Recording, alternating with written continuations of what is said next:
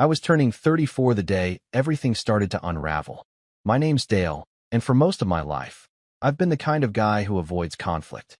You know the type, quiet at family gatherings, does the dishes without being asked, helps out when people need something, even when they forget to say thank you. For years, I told myself that being the nice one would keep the peace. But peace has a price, and I didn't realize how high it was until my nephew spat on my birthday cake. My family isn't evil, just entitled. My mom has this habit of rewriting history to make herself the hero.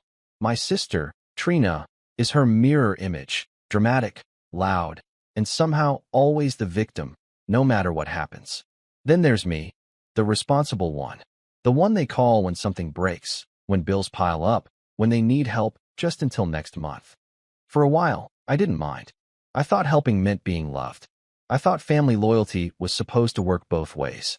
Turns out, I was wrong. That birthday was supposed to be simple. I had planned a quiet dinner at my mom's house. Nothing fancy, just family. I even brought my own cake because I knew no one else would. It was a small thing, but it mattered to me. I'd been working crazy hours to help pay down some old family debts, and I figured, for once, maybe I could have one evening that wasn't about fixing someone else's mess. Just one night where people showed up for me. Trina arrived half an hour late, dragging her 7-year-old son, Milo, who was already clutching a tablet and chewing something loudly.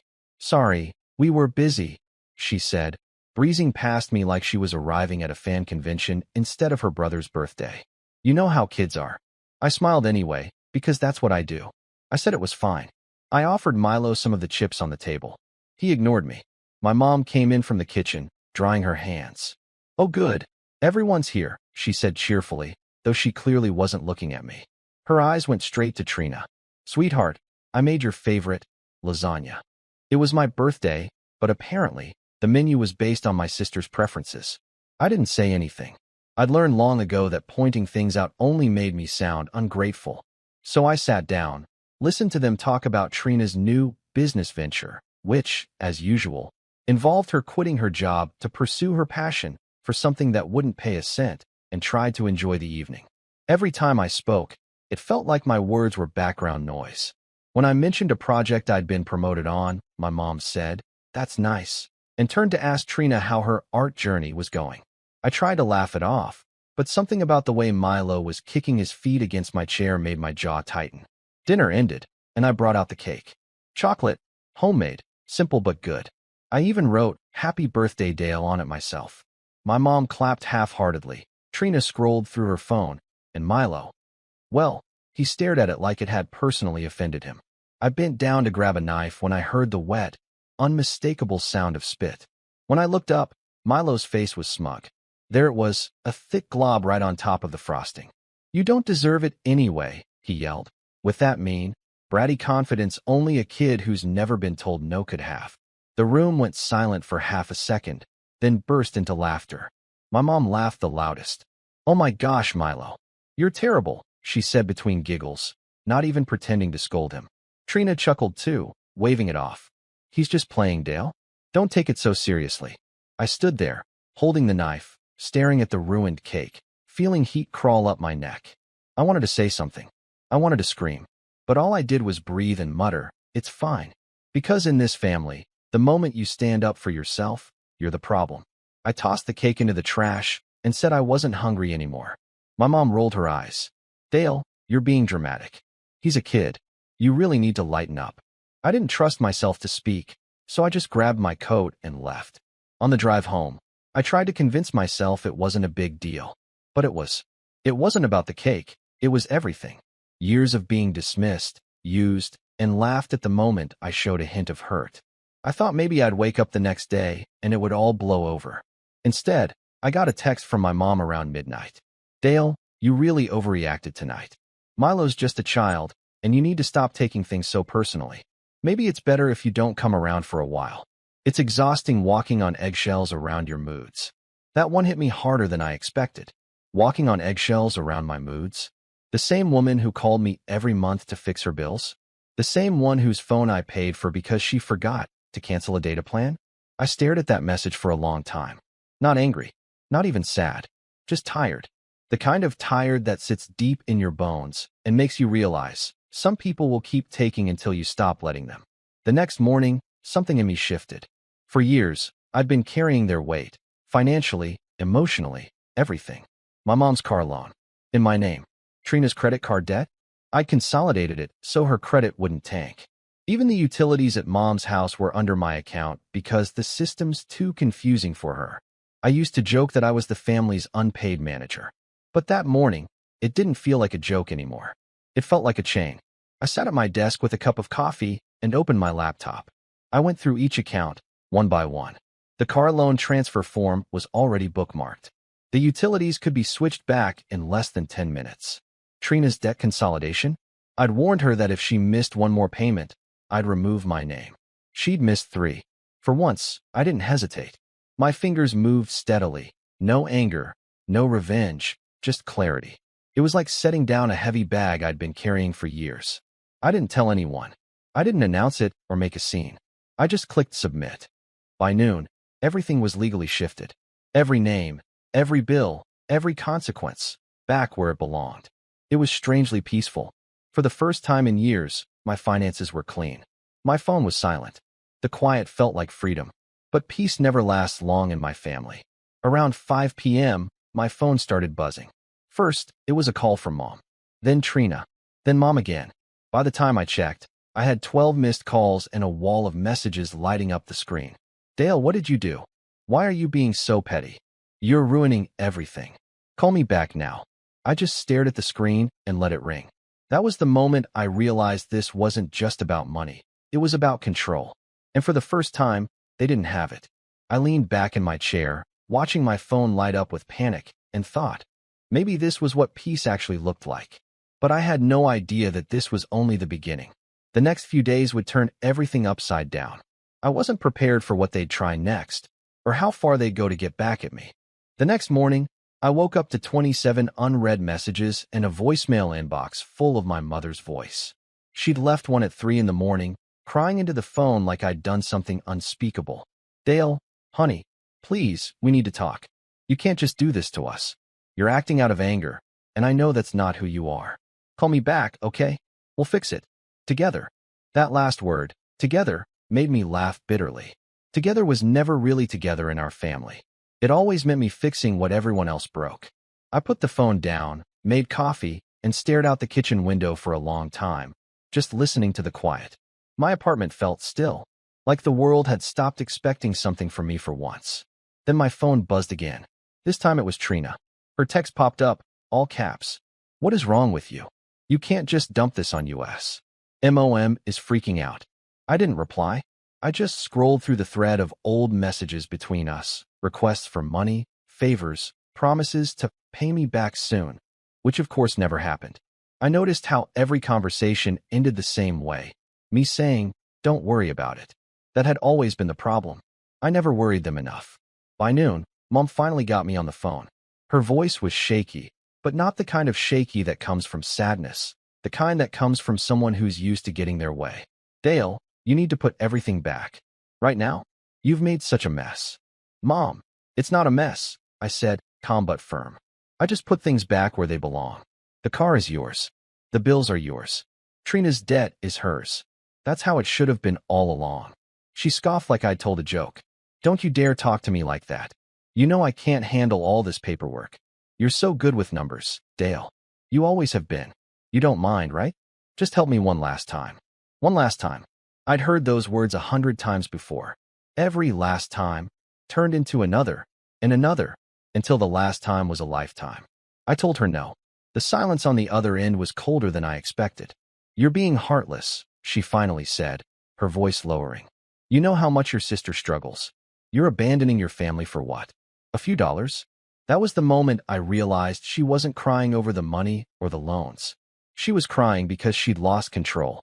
For her, my kindness had always been currency, and I'd just declared bankruptcy. That evening, I got home from work to find 3 missed calls from my aunt, 2 from my cousin, and 1 from a number I didn't recognize. Apparently, the family group chat had been revived for an emergency meeting.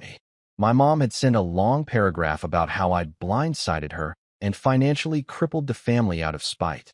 I could almost hear the gasps and pity rolling in through the screen. One cousin texted, "Hey man, I heard about what happened. Maybe just talk it out? She's your mom after all." Yeah, she was my mom. The same mom who laughed when her grandson spit on my cake. The next day, I stopped by her house, not to argue, just to pick up some of my old documents she'd been keeping for safekeeping. When I pulled into the driveway, I noticed Trina's car already there. Figures. Mom opened the door before I could even knock. "Oh, so you do remember where we live," she said, fake smiling like we were in some sitcom. Inside, the air was thick with tension and cheap perfume. Trina sat at the kitchen table, arms crossed, glaring at me like I'd stolen something. Milo was on the couch watching cartoons, completely oblivious. Mom went straight into her performance. "We were just talking about you, Dale.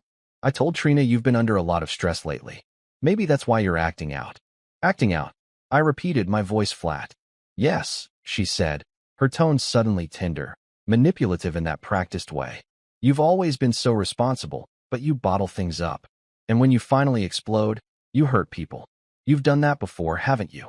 She was rewriting the story again, making it sound like I was unstable, emotional, dangerous even. I leaned against the counter, trying to stay calm. "Mom, I'm not exploding. I'm just done being taken advantage of."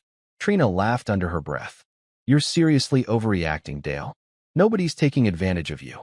You act like we're criminals or something." "Then why is everything in my name?" I asked quietly. She rolled her eyes. "Because you offered.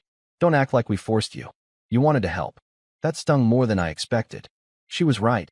I had offered. Back then, I thought helping them would earn some respect, maybe even appreciation. But in their minds, my generosity was just the baseline. Anything less than constant sacrifice felt like betrayal. I picked up the folder with my documents and turned to leave. "I'm not arguing about this anymore."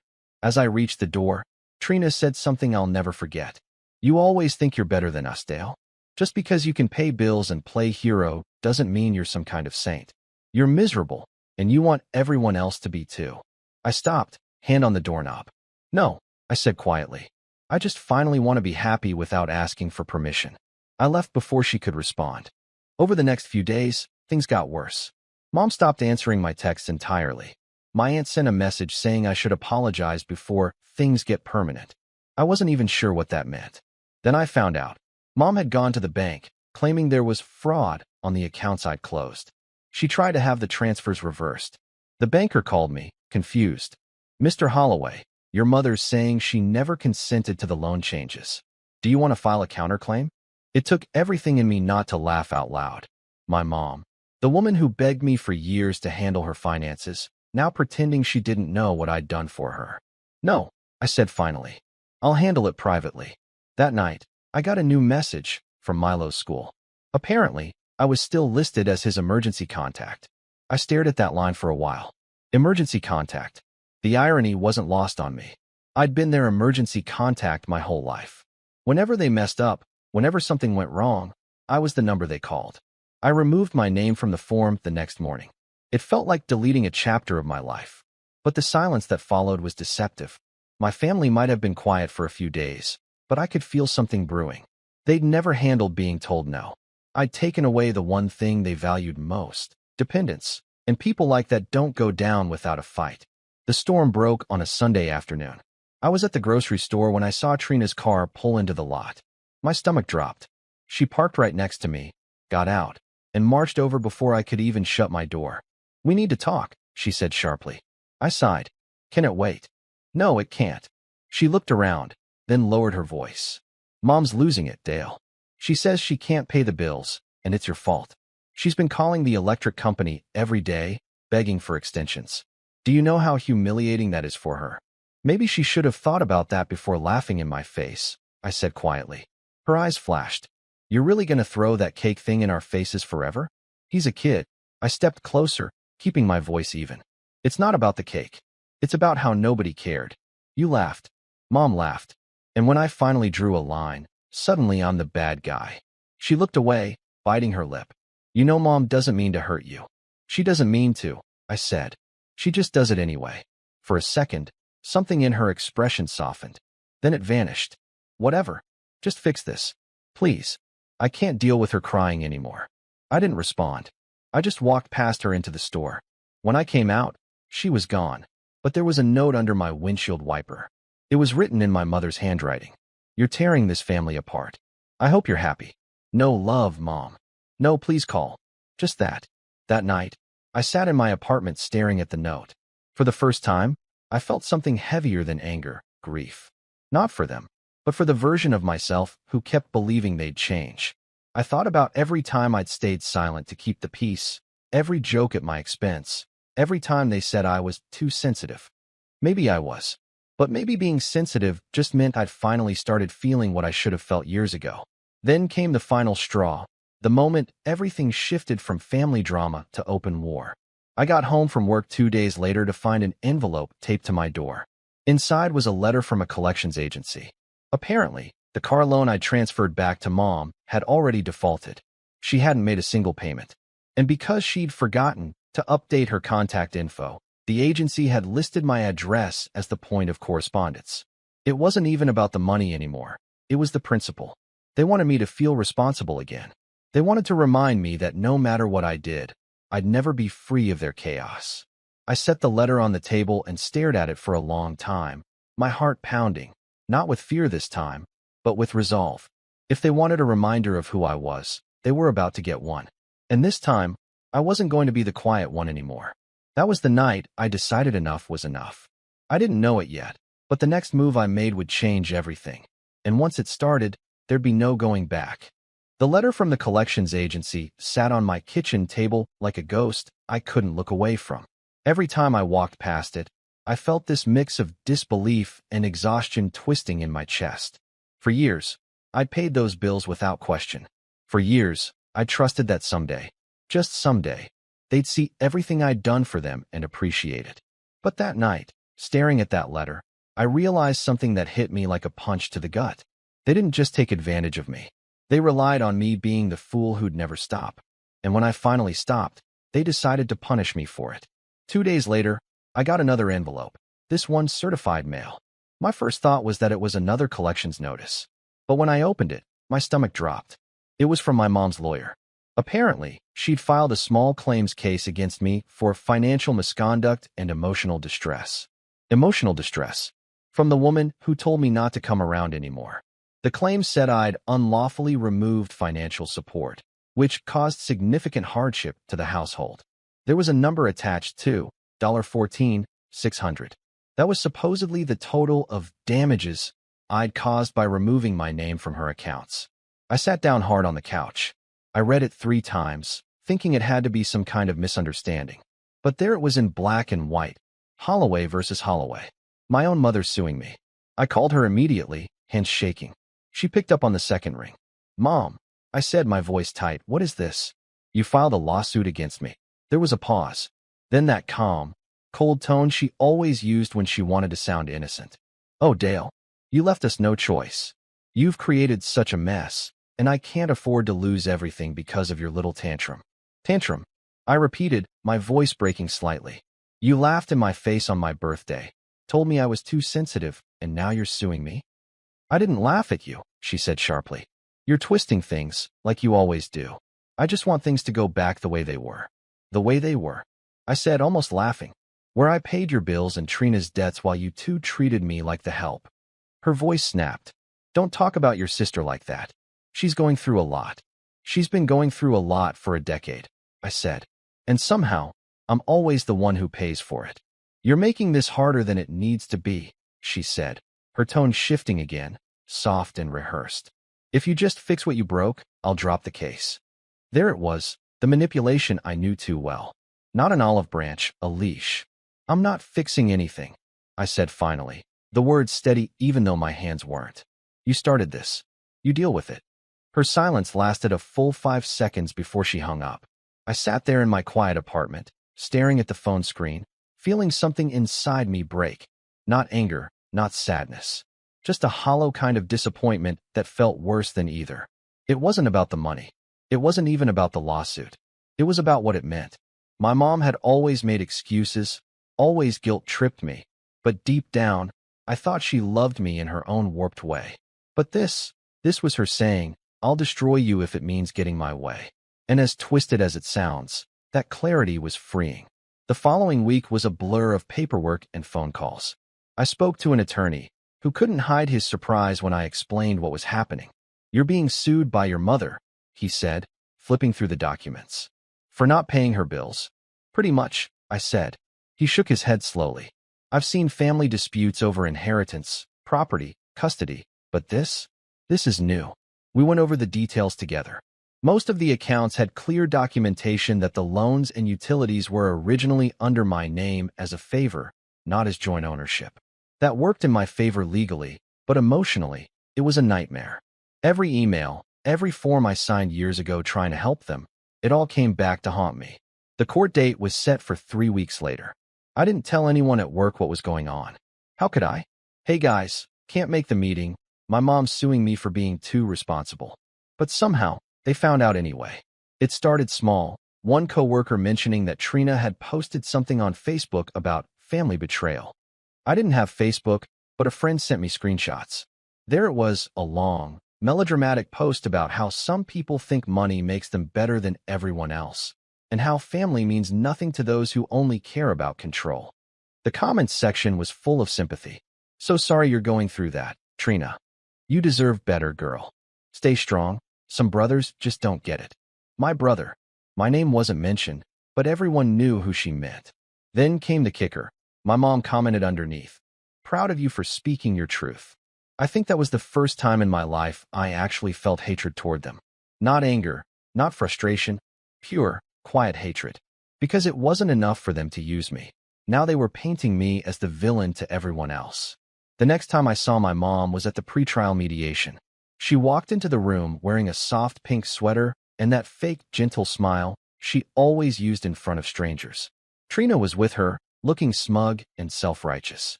The mediator tried to start with pleasantries, but it went downhill fast. "Mrs. Holloway," the mediator said kindly, "it seems your son was helping you manage these accounts voluntarily, correct?" My mom sighed dramatically. "At first, yes, but he promised to keep helping. It was an agreement between us."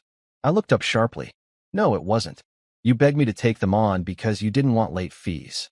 She didn't even look at me. "You see how he talks to me? This is exactly what I'm dealing with. He's aggressive, controlling." Trina chimed in. "He's always been like this. He thinks he's the only one who works hard." I clenched my jaw, trying to stay calm. "You both called me whenever you needed money. You laughed when Milo spit on my cake. Then you told me I was too sensitive for leaving." Mom gasped like I'd slapped her. "How dare you bring up a child? He's 7. The mediator raised a hand. "Let's keep this civil, please." It went on like that for nearly an hour. Every time I spoke, my mom twisted it into something cruel. Every boundary I'd ever tried to set was painted as emotional abuse. Every favor I'd ever done became control tactics. When it ended, the mediator turned to me privately. "I can't say this on record, but walk away from them. Whatever happens, it's not worth your sanity." I nodded. I already knew that. But my mom wasn't done yet. A few nights later, I got home to find a voicemail from my landlord. "Hey Dale, just giving you a heads up. Your sister called earlier. Said you might be behind on rent and that we should check in." I told her everything's fine, but yeah, just letting you know. I called him back immediately. "She what?" "Yeah, said she was your emergency contact." Weird, right? Weird didn't even begin to cover it. They weren't just trying to ruin my finances now. They were trying to smear me to everyone around me. I checked my credit report that night, and sure enough, 2 inquiries had been made under my name in the last 48 hours. I hadn't applied for anything. I froze. They were trying to open new accounts in my name again. That was when something inside me went completely still.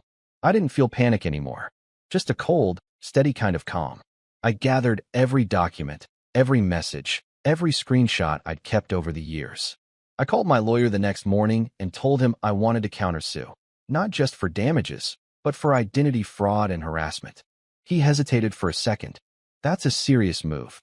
"So is trying to destroy your own son," I said quietly. By that point, my mother's sweet old lady mask was slipping fast.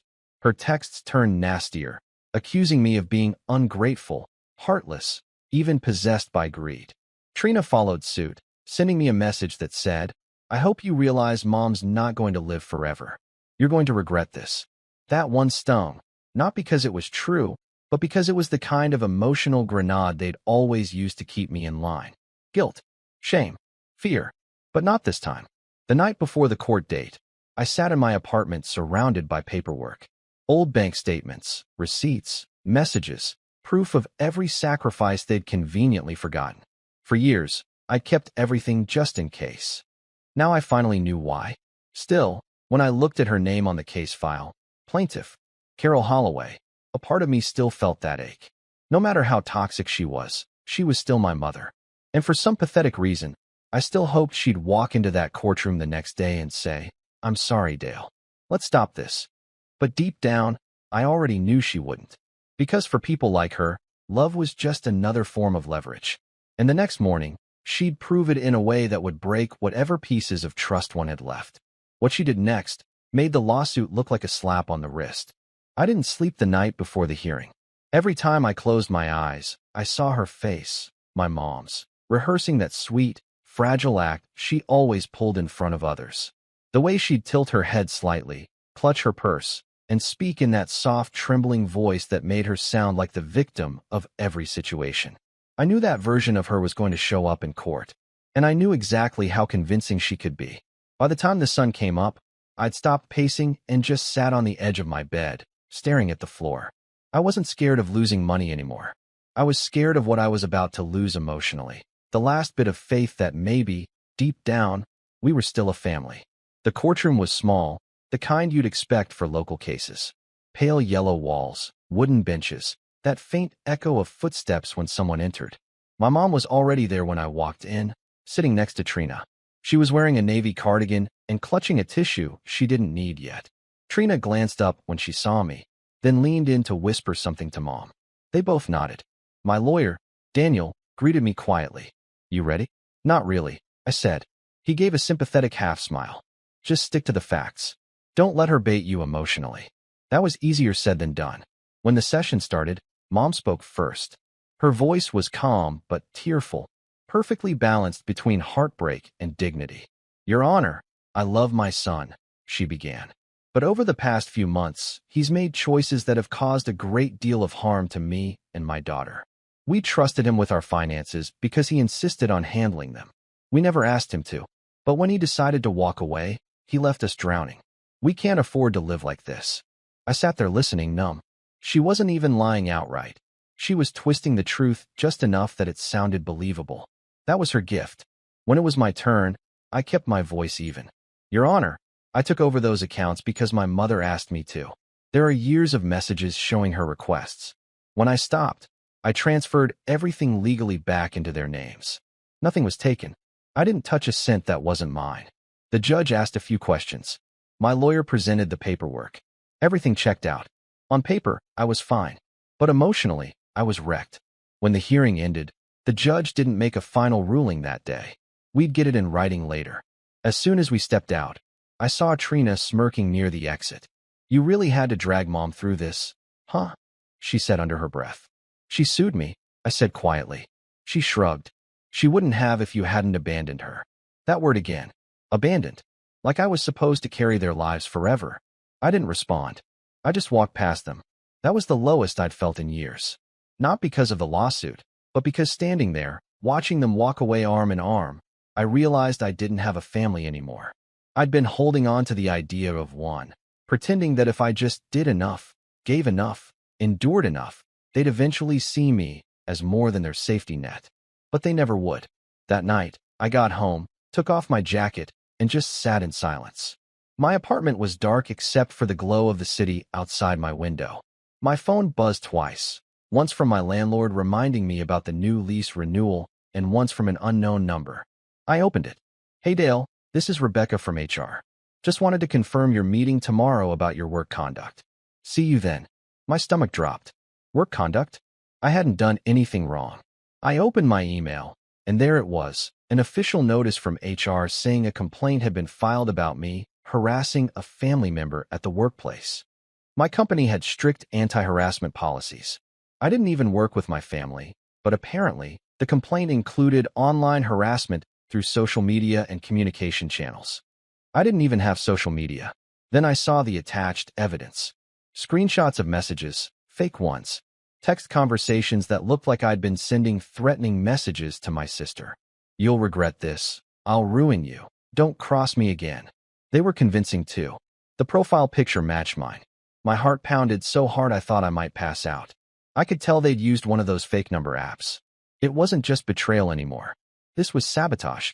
The next morning, I walked into work half asleep and half in disbelief. The HR rep, Rebecca, was kind but distant. "We just need to clarify some details, Dale. It's probably a misunderstanding." I told her everything. That I hadn't sent those messages.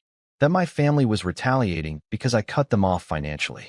Thankfully, she believed me enough to hold off on any disciplinary action until they investigated. But the humiliation of even sitting there explaining it. I can't describe it. I felt exposed. Like my private pain had been dragged into every corner of my life. That night, I didn't even turn the lights on when I got home. I just collapsed on the couch. I thought about everything. Every Christmas gift I'd bought them. Every time I'd skipped a vacation to pay one of their bills. Every night I'd listened to Mom cry about how hard it is being alone, while she ignored the fact that she'd made me feel lonelier than anyone ever could. I don't know how long I sat there, but at some point, I realized I was crying. Not loud, not messy, just quiet tears I didn't even notice until one hit the back of my hand. For the next week, I went through the motions: work, home, sleep, repeat. My lawyer told me the case was leaning in my favor, but I barely cared. Even winning wouldn't change what I'd lost. Then one evening, I got a message from an unknown number again. Just one line: "You should have stayed in your place." No name, no context, just that. I blocked the number, but something in my gut told me it was from them. I started noticing small things after that. My mail opened when it arrived.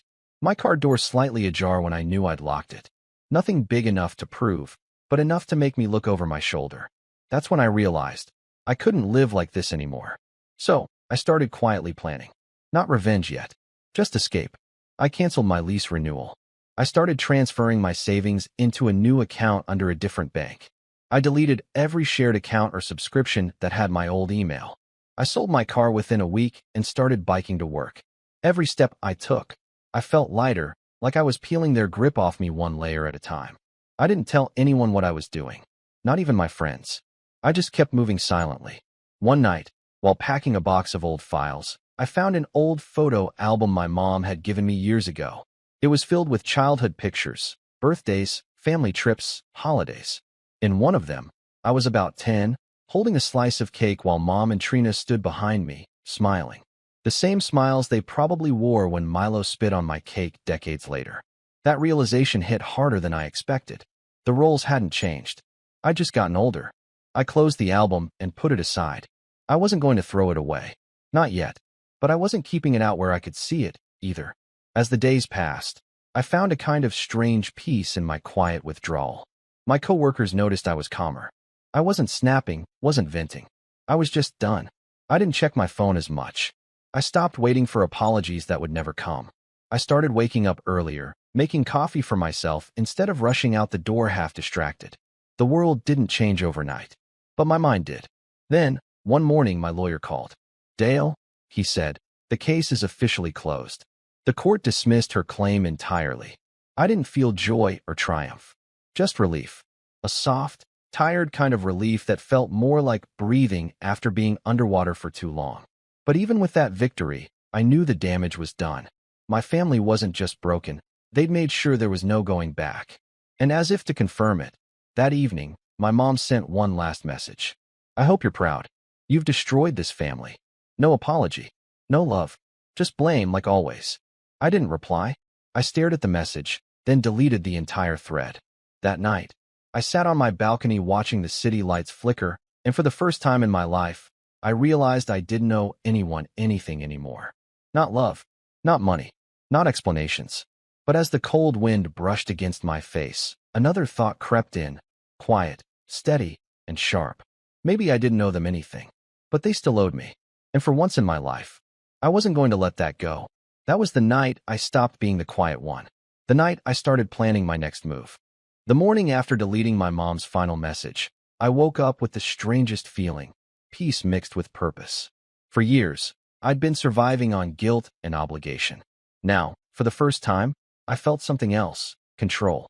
Not the kind of control my family accused me of having, but the kind that comes from knowing no one can pull your strings anymore. The first change I made was small. I switched my phone number.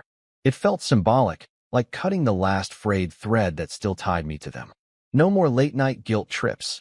No more emergency calls. Just silence. It was beautiful. Then I moved. A new apartment across town, smaller but brighter, with big windows that overlooked a quiet park. I furnished it with my own money, every piece chosen for me, not for what would impress Mom. I remember sitting on the floor surrounded by half-assembled furniture, eating takeout from a plastic box, and realizing I was happier than I'd ever been at a table full of people who didn't respect me. Work, too, started to shift. My boss had caught wind of the HR mess and called me in, expecting the worst. Instead, after hearing the truth, she offered me a promotion. "You've handled yourself with composure through all this," she said. "We could use someone like you managing the new accounts." It wasn't just a step up, it was a new chapter. A bigger office, a better salary, a sense that all the quiet suffering I'd endured had somehow hardened into calm confidence. Money wasn't my goal, but I won't lie, it helped. Within a few months, I'd paid off the last of my own debts, built an emergency fund, and started investing. Every paycheck I didn't have to share with my family felt like reclaiming another piece of myself. They still tried to reach me, of course, through distant relatives, old friends, even one of my coworkers. "Your mom's not doing well," they'd say. "Trina's struggling." But I didn't take the bait anymore. I didn't even respond with anger. I just said, "I hope they figure it out," and went back to my day. That calm, detached version of me scared them more than any argument ever could. I started working out again, eating better, sleeping more. The tension that used to sit in my shoulders, the one that came from constantly waiting for someone to need something, was gone. Even my coworkers noticed the change. "You seem different, Dale," one of them said. "Lighter." "Yeah," I said simply. I stopped trying to fix people who enjoy being broken. Still, part of me wondered what they were saying about me now. Curiosity, not concern. So one weekend, I made the mistake of checking Trina's Facebook again through a friend's account. The posts had gotten worse. She'd turned my silence into a saga. "Some people abandon their family the moment they get money," she'd written. "But karma always finds its way back." The comments were the usual chorus of sympathy. My mom had even shared one of them with the caption, "Some wounds never heal." I laughed. For once, it didn't hurt. It just felt pathetic. I closed the browser and focused on something that did matter, myself. I started volunteering at a local community center, helping people with financial planning. It was ironic, really. I'd spent years managing the mess of people who didn't care. Now I was teaching people who actually wanted to learn. One of the coordinators there, Jenna, was kind and sharp-witted. We got along easily, and before long, she was more than a coworker. It wasn't a whirlwind romance. It was calm, steady, real. She asked questions because she cared, not because she wanted something. When I told her bits and pieces about my family, she didn't flinch or try to fix it. She just said, "You did the right thing." Sometimes the best way to love people like that is from a distance. That line stuck with me. Months passed. The lawsuit faded into memory. The fake messages had been erased from HR records, and the silence from my family became the new normal. But one night, an email popped up that made my stomach tighten. It was from my old bank, the one I'd closed after transferring everything back. The subject line read, "Unusual activity alert." When I opened it, I saw something I hadn't expected. Someone had tried to reopen one of the accounts in my name. They'd failed, but it triggered a notification. I clicked the attached report and saw the address used on the application. It wasn't mine. It was my mom's. For a few seconds, I just stared at the screen. Then I felt that familiar calm settle over me again, the kind that used to mean defeat, but now meant strategy. They were still trying to use me, still trying to drag me back. But this time, I wasn't angry. I was patient, because this time, I had something they didn't: stability, proof, and power. Over the next few weeks, I quietly built a case file. Not to sue, not yet, but to document. Every attempt, every piece of manipulation, every trace of their interference. I wanted to be ready, not just to defend myself, but to end this once and for all. Meanwhile, life kept improving. My savings grew. My work thrived. I was happier than I'd ever been, even as I kept my guard up. Then, one afternoon, I got a call from an old family friend. Mrs. Carter, who used to live down the street from my mom. She sounded hesitant. Dale, honey, I don't want to stir things, but your mom's been telling people something strange. What is it? I asked, though I already had a bad feeling. She's saying you stole from her, that you drained her accounts and left her with nothing. People are starting to believe it. I leaned back in my chair, eyes narrowing. So that's how it was going to be. If she couldn't win legally, she'd try to destroy my reputation socially. Thank you for telling me, I said. I appreciate it. When I hung up, I didn't feel panic. I felt ready.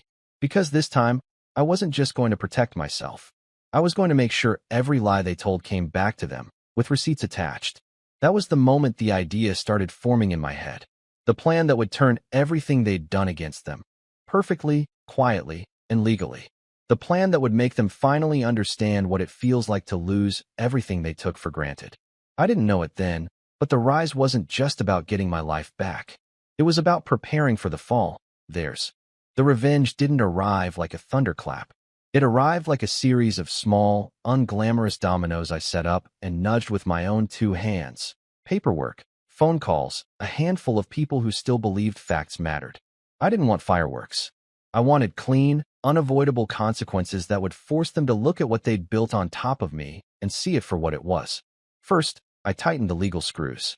Daniel helped me file a countersuit, defamation, harassment, identity theft. We packaged everything. Bank logs showing the attempts to open accounts in my name, the fake screenshots used to trigger HR, copies of the certified mail from my mother's lawyer, and the small claims filing that never belonged on a mother's desk.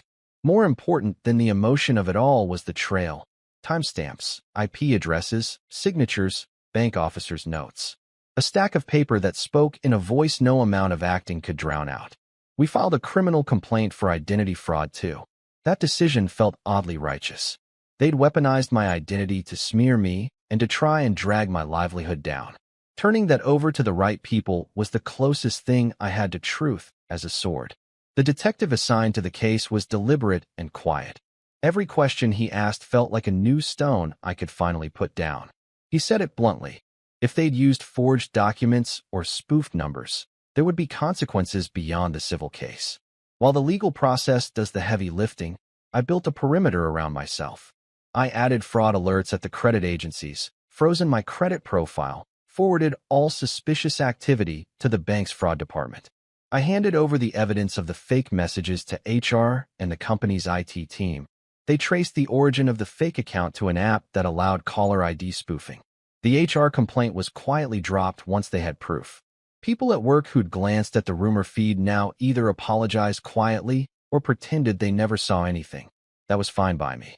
If the legal actions were the foundation of the plan, the next moves were about consequences that hit where it actually mattered to them: control and reputation. I found out Trina was in the middle of trying to get investors for her little consulting hobby come business. It wasn't a big operation, more like a string of hopeful messages and bad invoices.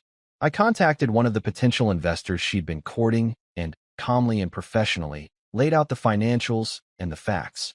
Invoices that didn't add up, promises without contracts, and the almost comical gap between what she pitched and what she actually delivered. The investor pulled out.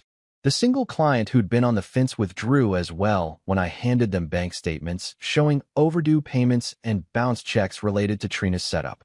It hurt her where she wanted validation, by proving nothing there was real. I didn't go to the neighbors or post screenshots in public. I let institutions do the revealing: banks, the police, lawyers, the investor. But word travels, and institutions whisper in the right ears. Mrs. Carter, the neighbor who'd always given Mom the benefit of the doubt, called me after she'd seen a formal notice from the bank flagged for fraud. I didn't want to believe, she said, voice small. But when I saw those documents, I'm sorry, Dale. Her apology was quiet, and it cut deeper than any argument because it didn't need to be loud to be true. The financial dominoes started to fall in their own bureaucratic way. The car that Trina kept promising she'd pay off went into arrears. The finance company sent notices and then began the wheels toward repossession. Not because I arranged it, but because the debts were real and unattended, and the lender did what lenders do. Utilities at my mother's house got shut off after several missed notices. The providers couldn't keep sending service without payment. Her I can't handle paperwork got translated into missed payments and late fees. Banks froze flagged accounts pending investigation. The small social scaffolding they'd built, friends who lent money, neighbors who covered for them, started to step back when paperwork and bank letters showed up on their doorsteps. People hate being taken for granted more than they hate being lied to. My favorite part wasn't the losses themselves, but how calm I was when they came. I didn't gloat. I didn't send taunting texts. I let the system and the evidence do the talking. When Trina called me the night her client dropped and cried about how unfair it was, I listened for 5 minutes before saying simply, "Then don't do what's unfair." Her voice went quiet. "You could have helped," she said. "Why didn't you?" I answered honestly. Because helping you had become the same as keeping you on a path that hurt you and everyone around you. I wanted to be done. She hung up. The most satisfying moment was not a dramatic confrontation, but a legal one. In mediation, with the judge's clerk present and our lawyers across from each other, my attorney laid out the evidence of identity fraud and defamation. The prosecutor assigned to the criminal complaint called Mom in for questioning. The detective had already matched the spoof number to a pattern of calls originating from a purchased app, and the signature on one of the bank forms did not match the natural flow of her handwriting. When the prosecutor looked across at my mother, her confident, rehearsed pleas began to fray. There's nothing theatrical about watching someone's armor crack because the hard records do not lie. The mediator asked my mom if she had any documentation to counter the claims, and she had nothing that could counter timestamps and IP logs. The small claims case she'd brought folded like bad origami in front of the countersuit evidence. I expected rage, theatrics, maybe a desperate public speech. Instead, there was a thin, stunned silence, then a string of appeals and attempts to settle. They offered to withdraw their statements if I would sign a mutual non-disparagement agreement. They begged me to think of the children and think of all we've done together. I told them, calmly, that they should have thought of those things before they weaponized my name. The legal end results weren't about bankrupting them. I never wanted to destroy the people who raised me. I wanted accountability. The court ordered Trina to pay restitution to the creditors for certain misapplied funds and required her to attend financial counseling as part of a plea agreement for the identity fraud charges. Mom was officially reprimanded for submitting forged documents, and there was a formal notation in the record that would make banks and other institutions cautious going forward. The defamation suit settled quietly with a public retraction and a small, symbolic sum that I donated to the community center where I volunteered, because I wanted the money to fix something instead of punish. The criminal case led to a caution and community service for Mom and an admission of guilt from Trina on a couple of counts. That part never felt like justice exactly, but it felt like consequence. After the legal dust settled, I was standing in my kitchen when my sister's neighbor, the very one who always baked for holidays, walked into my apartment with an envelope. She looked uncomfortable, hands twisting the paper. "She sent this," she said. "She wanted you to have it." Inside was a stack of old notes, childhood scribbles, a postcard with a crooked drawing of a house, a faded school photo. Tokens of a past that, for a moment, made my chest ache in a way the court records never would. I could have thrown them away. I could have used them in some final, dramatic reveal at a family dinner. Instead, I made tea, sat down, and held those pieces of paper like evidence that people had been more complicated than their worst moments. I left the envelope on the counter, then walked out onto my small balcony to breathe. Revenge had been clinical and careful, and it had worked. I'd reclaimed my life, my name, and my peace. Trina's business dissolved under the weight of unpaid invoices and pulled investments. Mom's social circle shifted. Some people cut ties, some never stopped, but the easiest illusions were gone. And yet, even standing in a brighter apartment, with a better job and a calmer heart, I felt something else moving in the air. The subtle, dangerous sense that when you take away someone's dependence, they sometimes reach for things you can't predict. A week after everything settled, a plain white envelope arrived in my mailbox with no return address. Inside was a single page. No signature, no name, just 3 lines. "You think the papers and the courts change anything? We didn't start with money. We started with the truth you can't see. Don't get comfortable." I read it twice, then folded it and put it on the table next to the old school photo. My hands weren't shaking. I felt more curious than afraid. like a chess player being told the opponent still had pieces left on the board. I didn't know who had sent it. It could have been Mom, Trina, or someone else entirely. The letter was a reminder that consequences often ripple further than you expect. I set the page under a paperweight and made a plan. The detective had been thorough and methodical. I'd keep copies of everything in a safe deposit box. I told Jenna about it. She rolled her eyes but agreed it was worth a call to the police to note the threat. Daniel said we should keep a log. And yet, as the sun went down and the city's lights blinked awake, a small, private part of me smiled. The last months had taught me that I was not built to be walked over. I had patience, paper trails, and the law, and more importantly, I had the ability to be precise when it mattered. So I sat there with the school photo and the anonymous note and thought about the next move. They'd certainly felt the fall. They'd been forced to stand in a room full of people who'd seen the paperwork. But the note meant they weren't finished, and neither was I. I poured another cup of tea. There was more to do: clean up, boundaries, maybe even more careful disclosures to make sure they couldn't use innocent people as shields again. I also knew one hard fact. Getting them to feel a fraction of the uncertainty and exposure I'd lived with for so long wasn't enough. If I wanted this to be truly over, it would have to be final and complete, and that meant patience and an even cooler hand. The night deepened. I put the photo back in the envelope and slid it into my desk drawer. Then I opened a new document and began listing options: legal, practical, humane.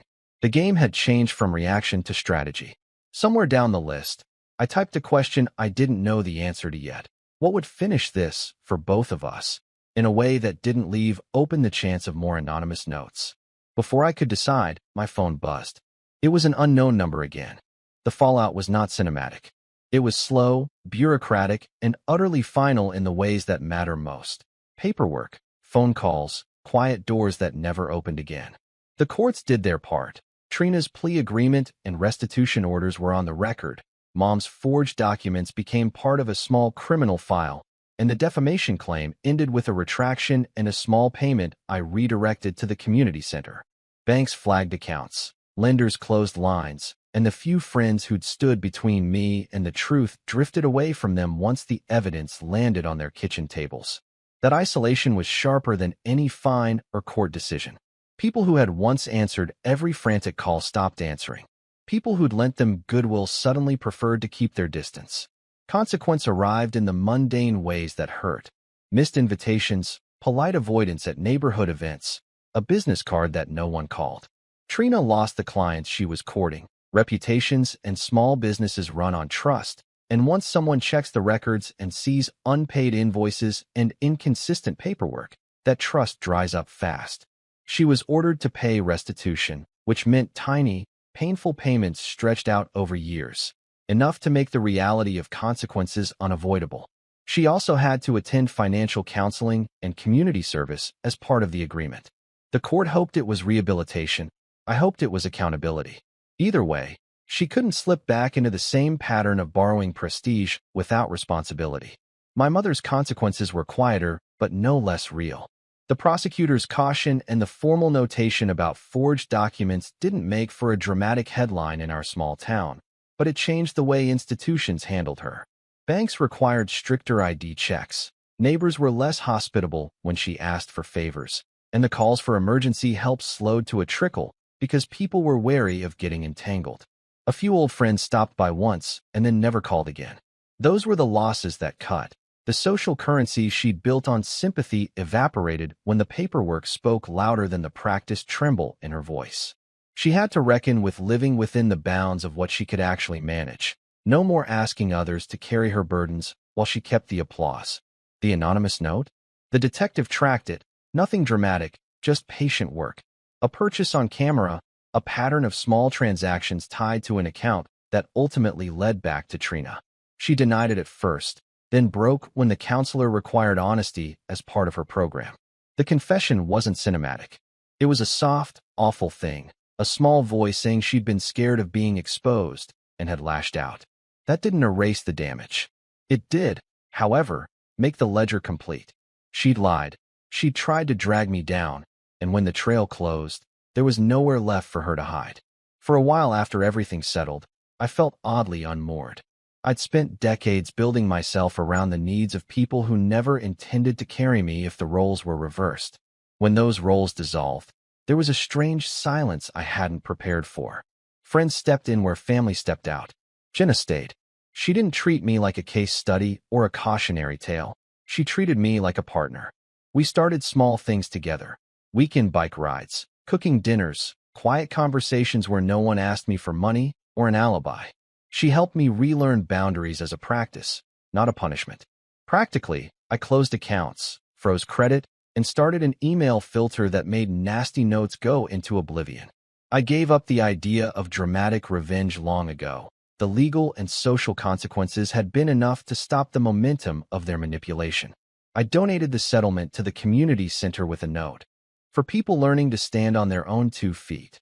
The director hugged me in a way I'd never been hugged by family. No strings, no ledger, just gratitude. I set up a small scholarship for financial literacy workshops so people like Trina wouldn't be tempted by fast promises and so others could learn the tools I'd once used to bail people out of trouble. There were people who still asked why I'd pressed the charges, why I hadn't simply forgiven and moved on. The answer felt simple and true. Forgiveness without change was just permission for the same harm to happen again. Accountability didn't mean I wanted revenge for revenge's sake. It meant I wanted a future where I did not have to be the family's perpetual safety net because someone else felt fragile. I wanted to sleep without waiting for a call at 3 in the morning begging for cash. I wanted my name to mean me. When the last hearing wrapped and the judge gave the final paperwork, I stood in the hallway and watched my mother and sister talk. Small, private words, the kind that would never reach me. They wore exhaustion like old coats. I felt something for them. Not warmth, not reconciliation, but a quiet pity. It's a strange grief to no longer be the person who fixes everything. It is also a strange relief. I'm not naive. People are complicated and will continue to make mistakes. But the thing that used to define my life, being everyone's fallback, ended not with fireworks, but with forms and consequences and honest bookkeeping. I kept the childhood photo Trina's neighbor handed me and placed it in a drawer. Some memories belong to the past. Some are lessons. The final thing I did was simple. I walked to the park near my apartment one quiet evening with Jenna, sat on a bench, and watched 2 kids chase each other around the grass. One of them tripped and looked up, eyes wet but smiling, and the other ran back to help. I felt a slow warmth spread through me that wasn't because I'd won anything or because anyone had been properly punished enough. It was because I'd finally reached a place where I could be generous without being used, kind without being taken, and available without being owned. I closed the chapter the way I'd always wanted to, quietly, with proof in my hands and a future I chose for myself. The last line of the story I told myself that night was short and true. I had not only reclaimed my name, I had finally kept it.